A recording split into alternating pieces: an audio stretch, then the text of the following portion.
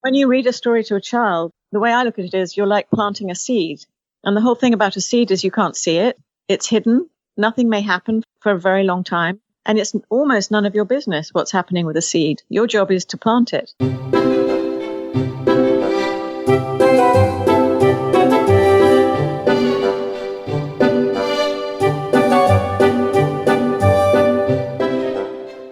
You're listening to the Read-Aloud Revival podcast.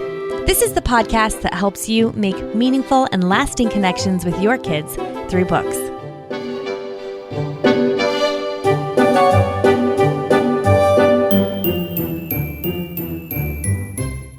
Hello, Sarah Mackenzie here. This is episode 60, and I am so grateful to be here with you on the Read-Aloud Revival podcast. I want to tell you two important things before we get started with today's guest interview with the lovely and inspiring Sally Lloyd Jones. First, we are getting ready to open doors at Read-Aloud Revival membership. Now, if you've been around here a while, you know that we don't open up membership too often. This is actually the only time we're planning to open registration in 2017 until the fall. So if you want to get in on our awesome lineup of member-only goodies, now is the time. We feature in membership live online events with rock star authors like Tommy DePaula, Patricia Polacco, Andrew Peterson, Jane Yolen. We do one actually every single month, and these are live video streams where your kids can submit their questions, get them answered live on air. People who come to them tell us they are life-changing. We also provide master classes to help you, the parents, make meaningful and lasting connections with your kids. We have nearly a dozen of those master classes available for members to watch, and we provide members with complete transcripts, printable show notes, and cheat sheets for every single episode of the podcast. Those cheat sheets highlight the best takeaways and quotes. And recently, I asked Read-Aloud Revival members what their favorite part of membership was, and that was one of the things they mentioned. So super helpful. And then we have this wonderfully supportive forum.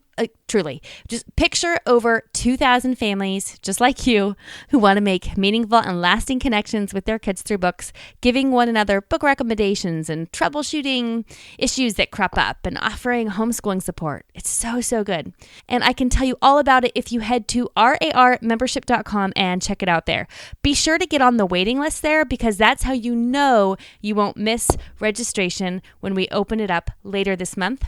We're only opening membership for 10 days, and then it's closing again until the fall. You don't want to miss out on your chance to join, so head to rarmembership.com and get on the waiting list there. Definitely do that. Okay, one more thing I want you to know. We're doing a giveaway. The wonderful folks at Zondervan are giving away 2 beautiful copies of the Jesus Storybook Bible by today's guest, Sally Lloyd Jones. We're giving those away on our Instagram feed. If you want a chance to win, head to instagram.com/readaloudrevival to enter.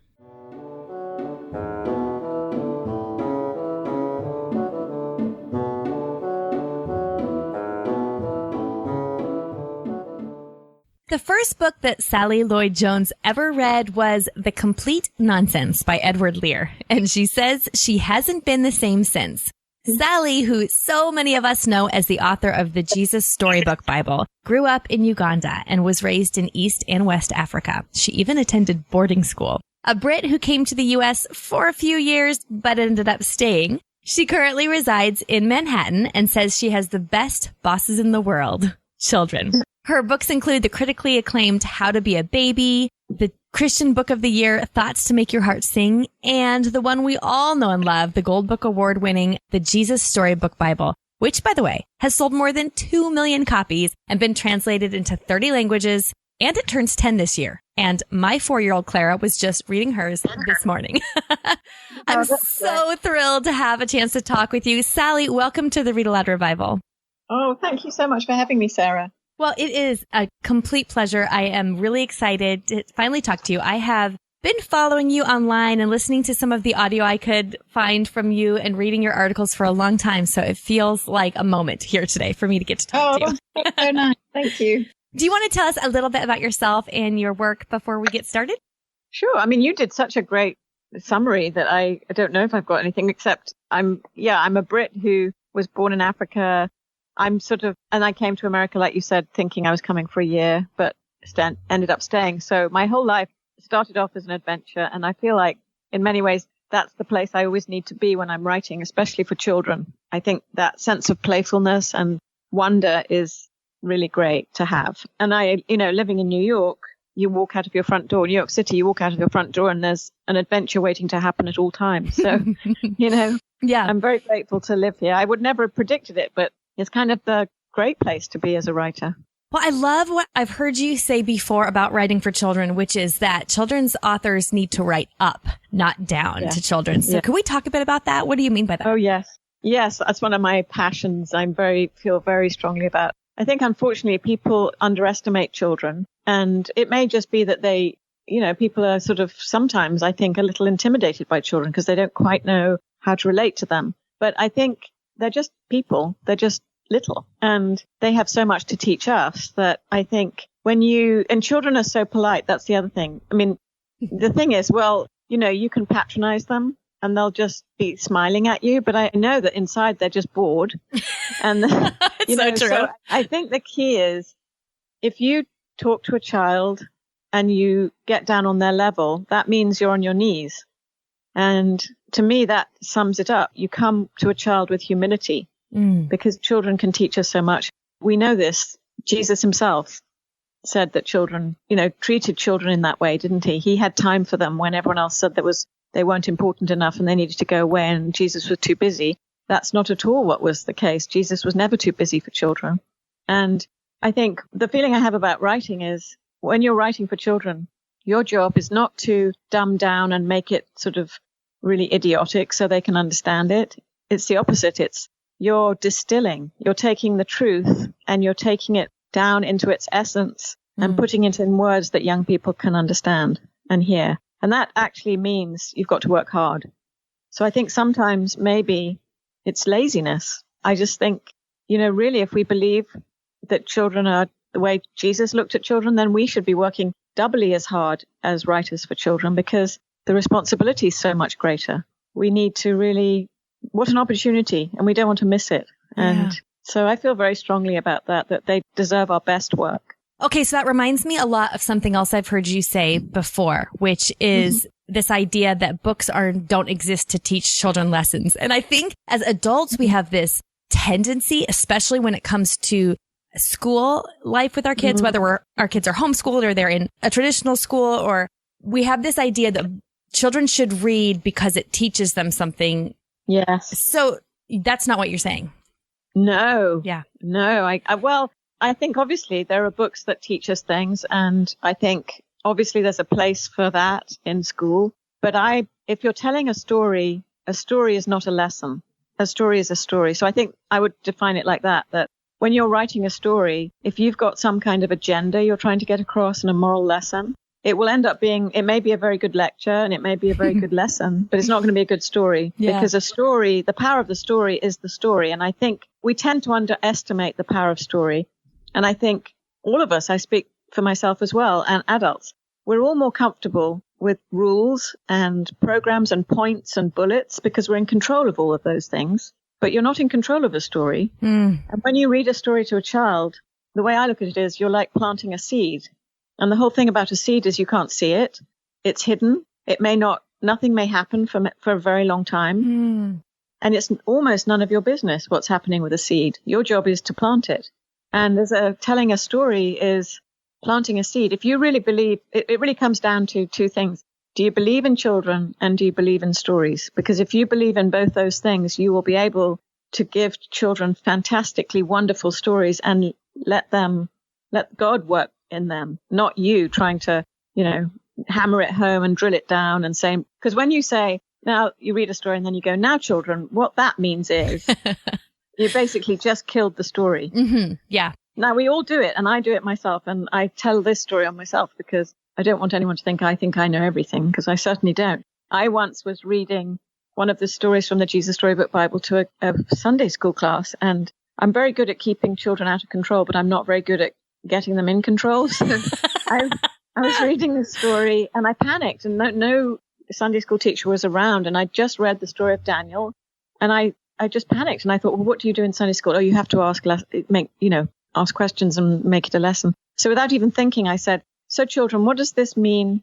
And this story, while I was reading this story, a little girl, I have to say this, she was so excited for the story. She was almost in my lap. She couldn't get closer to the story. She just kept, she was full of wonder. And then I said, now children, what can we learn from this story about Daniel, about how God wants us to behave?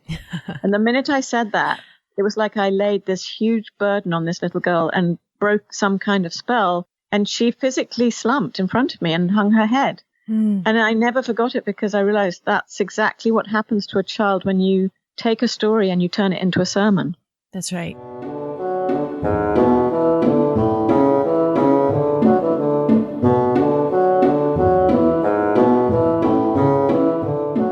So you wrote a beautiful article, and we'll link to this in the show notes. So if you're listening to this podcast and want to read the whole article, it's so wonderfully done. It's called What Stories Do.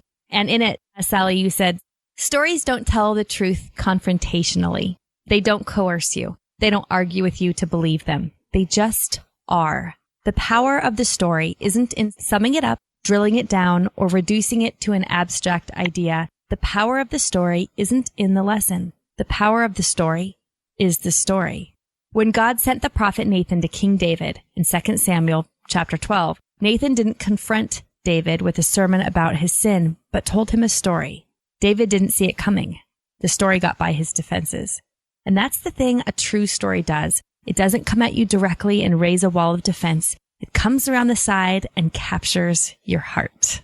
Oh, I read that and just thought, oh my goodness, because it's kind of like, I know I've heard before that Aesop's fables, they never actually had a moral at the end, but at some point, somewhere along the line, the adults who were reading these and sharing these with children thought that they needed to have a moral spelled out at the end. And I think that's what we do so often. I do it with my kids, even when I know better.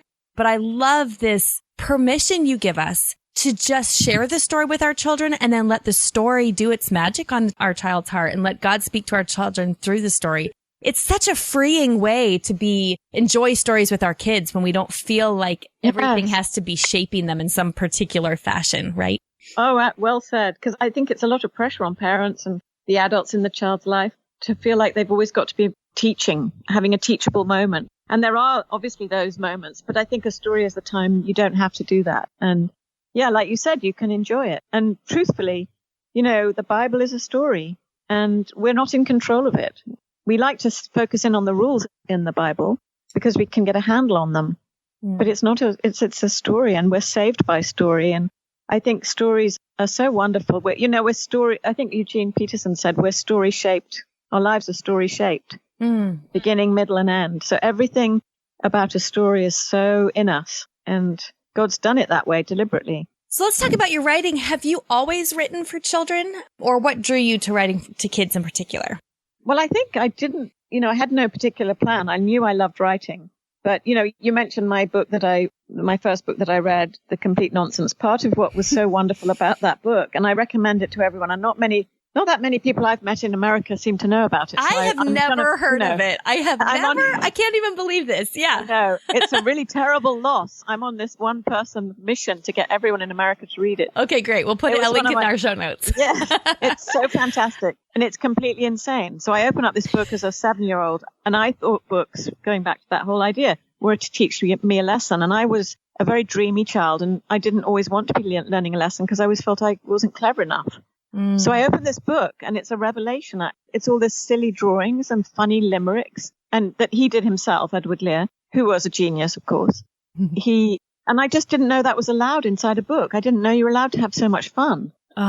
That's, I think, what changed everything, because from then on, my poor family and friends, I started writing silly limericks and inflicting them on them. And then whenever a child at my boarding school had a birthday, I would do cartoons and illustrate them and write them myself. And then we would put on plays, and I would direct and choreograph and write. I mean, I was obviously completely mad, but when you're a child, you think you can do everything, which I love about children. They don't limit themselves.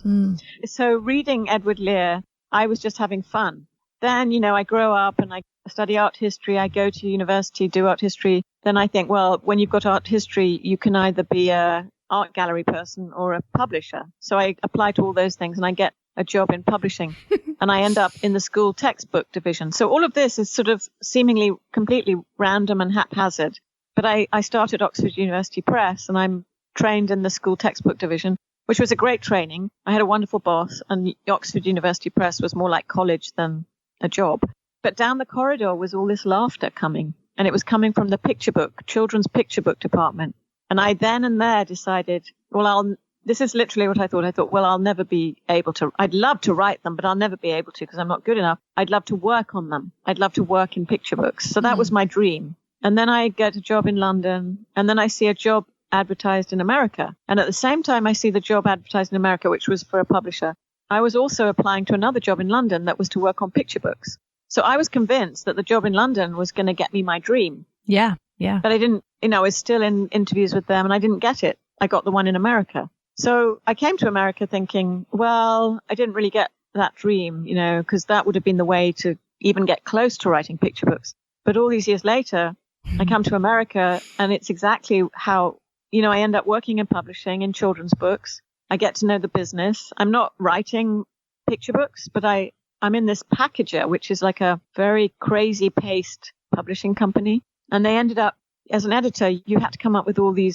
content for these unusual format books. So you'd be told by your boss, we want a book that can squeak and float. And we're going to have 4 titles in the series and you have to come up with a story. So that was my job. So through the back door, I started writing all these texts. That was I didn't even think I was writing. I just was coming up with all these ideas all the time. So I meanwhile, I was writing one-act plays and thinking I was going to be doing that kind of thing. And then my nephew was born. And suddenly, instead of writing these board books for an imaginary child, I had a real child. And that made all the difference because suddenly I had Harry sitting in front of me and I thought, I can't say that. He wouldn't like that. It suddenly made me really honest. And I thought, how would I say it to him? And that's how so all of these pieces, it's a very long answer, but all those pieces came together and I ended up finding my niche in children's. And I just also believe it's because I'm still a child inside. So that is part of why it fits so well for me. So what was the first picture book that you wrote then? So it was called Handbag Friends, which was a wonderful book shaped like a handbag, 64 pages. It's out of print now, but it's probably one of my favorite things I've ever written. Oh, and yeah, it's got a monster, it's got a song, and I adore it. And I just was completely free in there to tell a story. It's shaped like a handbag and there are all these little friends. And the inspiration for that came when I was talking to my little niece, Olivia, and she was about 3 and her brother was 5. And he only wanted to play trench warfare and guns. And she didn't really want to play that, but she didn't have anyone else to play with. So she would go into battle holding this pink handbag. And I just thought, that's so sweet. And I said to her, what do you keep in your handbag, Olivia? And she went, my friends, of course. Of course, yes. Of course. What was I thinking? Not lipstick or anything. Friends. Friends, of course. So that was my first book. So it was fun. Oh, that is fun.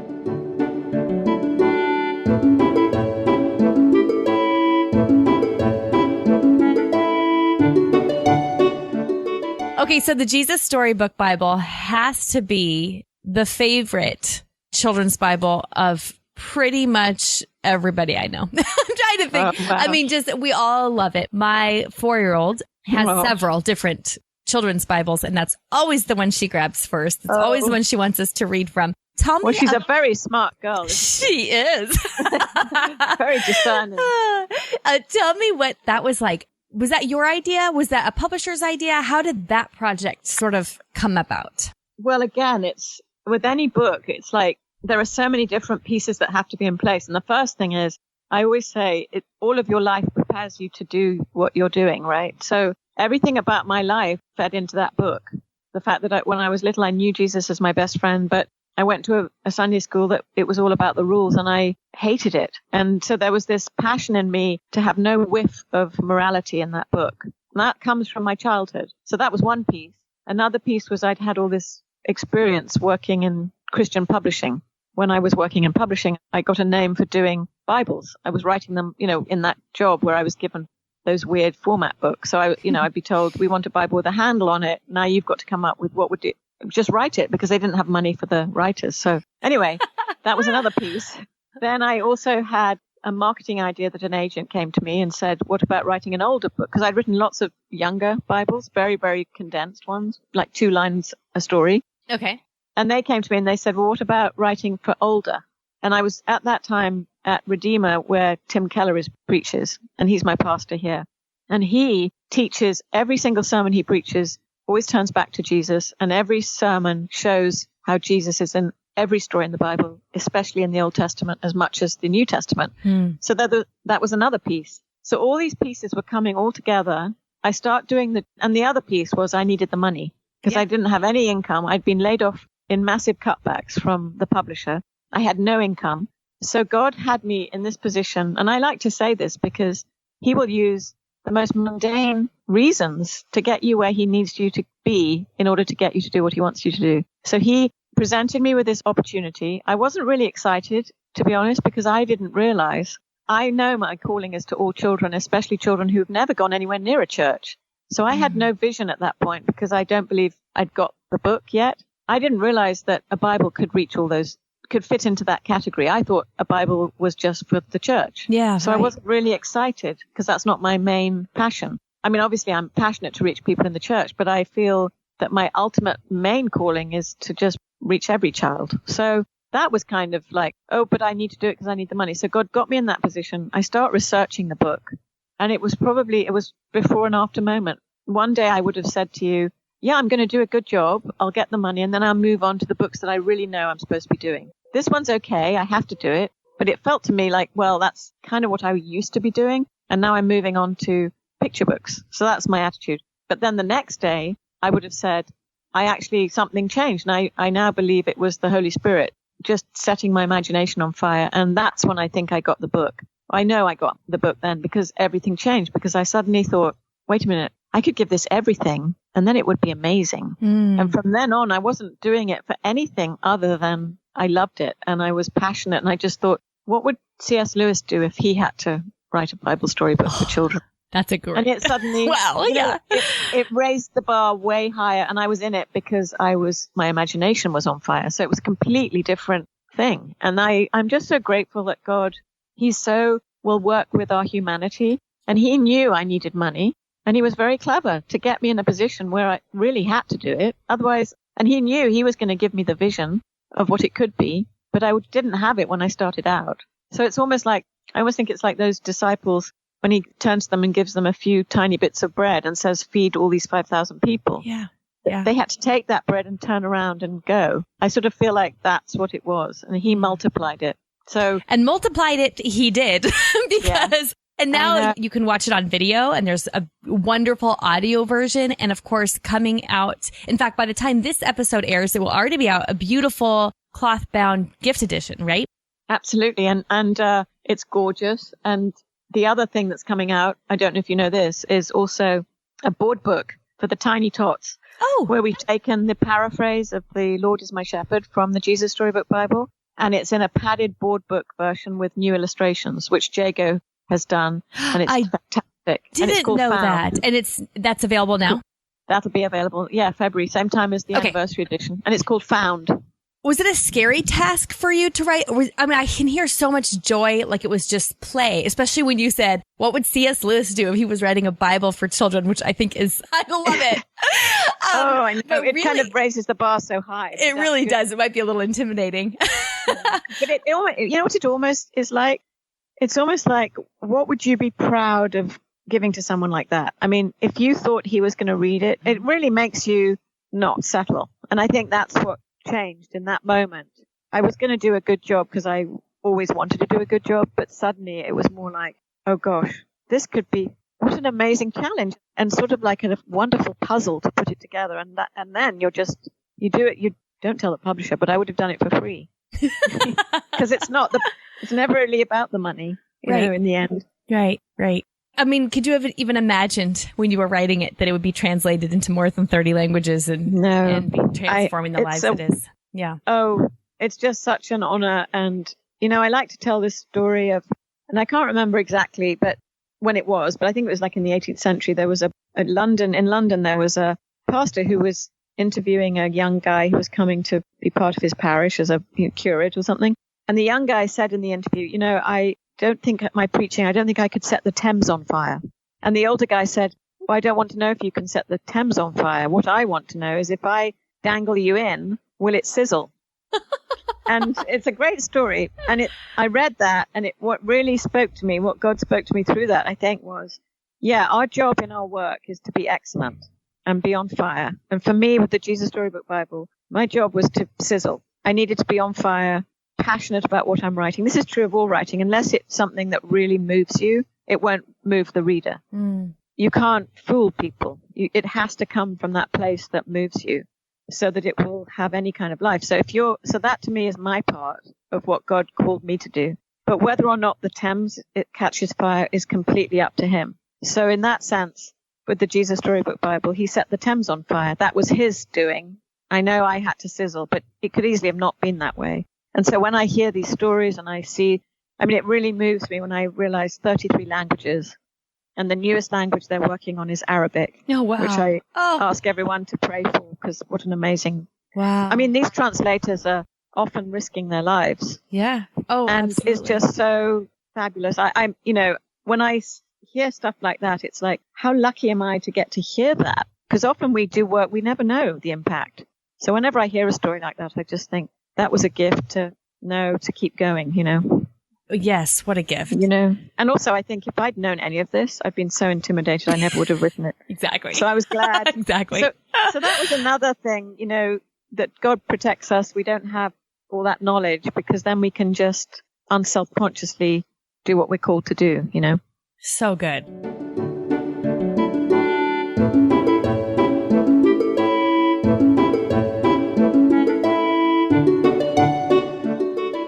Well, what I think is so appealing about this Storybook Bible for children and for the adults who read it with their children is that it completely lacks that condescension that we sometimes feel when we're reading Bible stories. And so I love that it's also when you talk about how every story whispers his name. It's that whisper is a very important word there, because you're talking about how it just whispers to us all in a different way within the reaches of our heart. And like you said, it's like that seed that's planted that we have no business of knowing what it's doing in there, right? We just must have planted it.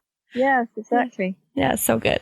I wonder if there's other suggestions you can give or other thoughts you can share for parents who are looking to help explore their faith with their kids through stories in this way that really respects the child, like you're talking about. Yeah.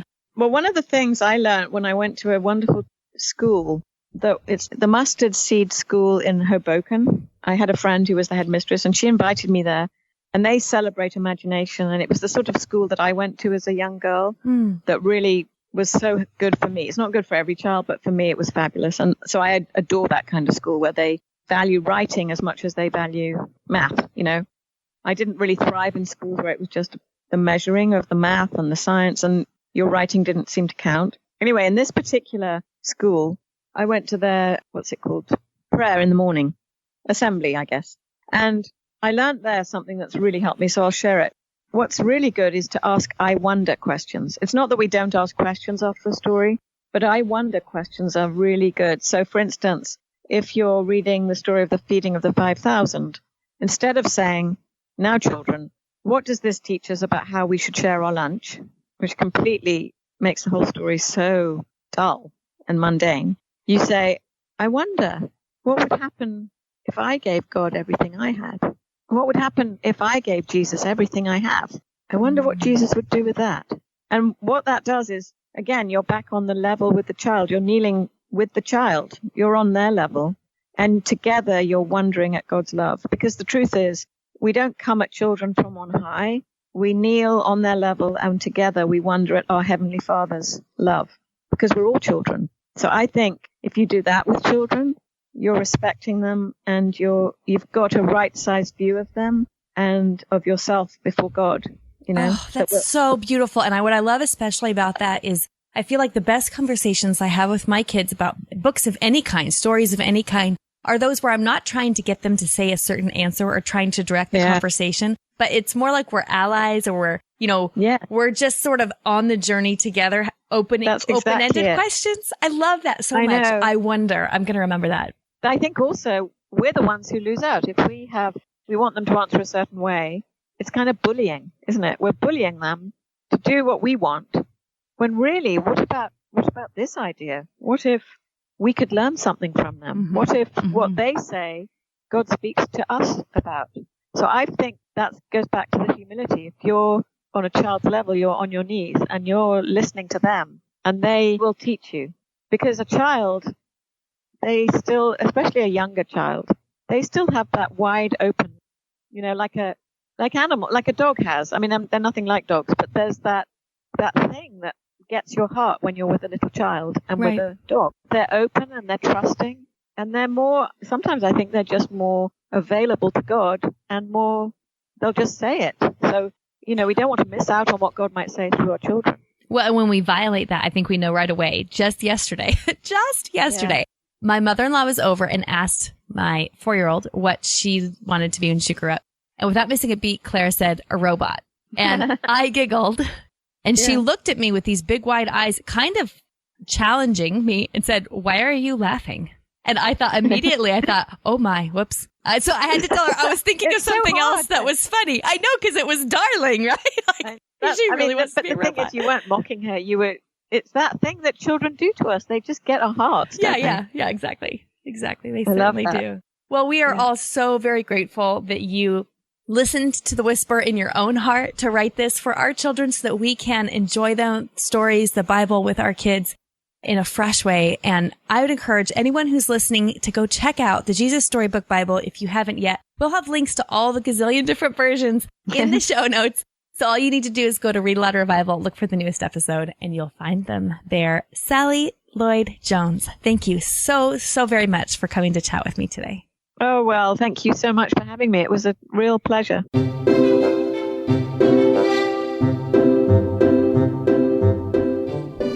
Now it's time for Let the Kids Speak. This is my favorite part of the podcast, where kids tell us about their favorite stories that have been read aloud to them. Hi, my name is Jubilee, and my favorite book is Mr. Peter and Tabby for the Tea. And my favorite part is Chapter 2 and Chapter 3. And how old are you? 5. And where do you live? Texas. Bye.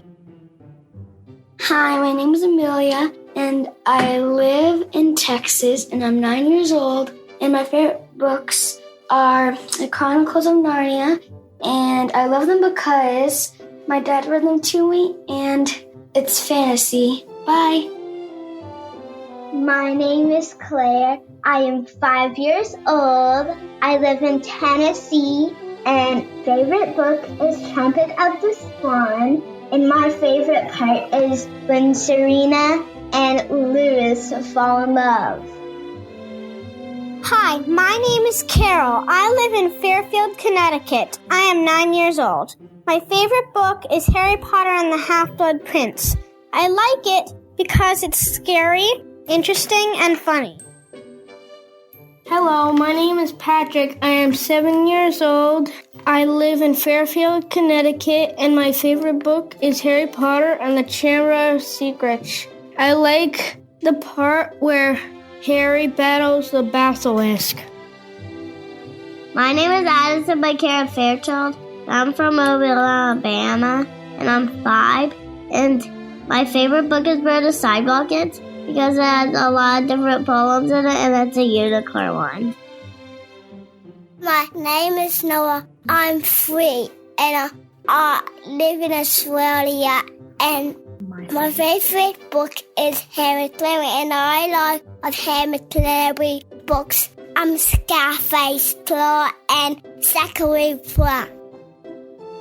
My name is Jacob. I'm 6 years old. I live in Australia. My favourite book is the Mission Fox series. I like it because it has snake story in it, and I really like snakes. It's very fun. My name is Laurel, and I'm 4 years old, and I live in San Antonio, Texas, and my favorite book is Frosty the Snowman. There's a note on his bench, and it says, another time his friends will come. My name is Rylan. I am 7 years old. I live in San Antonio, Texas. My favorite book is Hank the Cowdog. I like Hank because he is funny. He gets things mixed up a lot. Thank you so much, kids. Love hearing your messages. If your kids would like to leave a message to be aired on the Read Aloud Revival, just head to readaloudrevival.com, scroll to the bottom of the page, and you'll see how easy it is to do that. Listen, don't forget to head to the RAR shop.com. That's the Read Aloud Revival shop, where you can find hand-thrown pottery mugs, cozy t-shirts, durable book bags, and support the podcast at the same time. We so appreciate it when you do that. And you know what? We so appreciate it when you listen and when you share the podcast with your friends. You are what make the Read Aloud Revival worldwide community so wonderful. We're grateful for you. We'll be back again in 2 weeks with another show. Until then, go build your family culture around books.